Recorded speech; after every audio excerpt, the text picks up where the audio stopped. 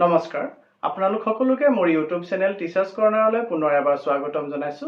আজি এটি খুবেই গুৰুত্বপূৰ্ণ ভিডিঅ লৈ আপোনালোকৰ মাজলৈ আহিছো। কাইণ্ডলি ভিডিঅটি শেষলৈকে চাব, চাই ভাল পালে লাইক এণ্ড শ্বেয়াৰ কৰিব আৰু চেনেলটি যদি এতিয়াও ছাবস্ক্ৰাইব কৰা নাই কাইণ্ডলি ছাবস্ক্ৰাইব কৰিব।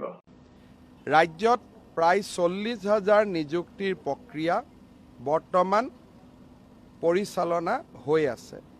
আৰক্ষী বিভাগ, এডিআৰই, শিক্ষা বিভাগ আৰু আন বহুতো বিভাগত চলি থকা আটাইবোৰ নিযুক্তিক আমি চেষ্টা কৰিম যাতে 10 মে'ৰ আগতে সম্পূৰ্ণ কৰিব পাৰি। ইয়াৰ ফলত নিযুক্তিপাত্ৰ যুৱক যুৱতীৰ সংখ্যা 1.5 লাখ সংখ্যা ক্ৰছ কৰি প্ৰায় 1,60,000 হ'বগৈ। তাৰ পিছতো আমি চেষ্টা কৰিম যাতে আমাৰ কাৰ্যকালৰ পঞ্চমটো বৰ্ষত আৰু 10-15 হাজাৰ নিযুক্তি আমি দিব পাৰোঁ।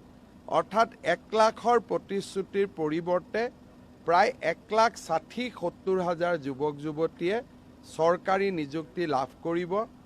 স্বাধীনতাৰ পিছত কোনো চৰকাৰে কেতিয়াও ইমান যুৱক যুৱতীক নিযুক্তি পত্ৰ দিব পৰা নাছিল।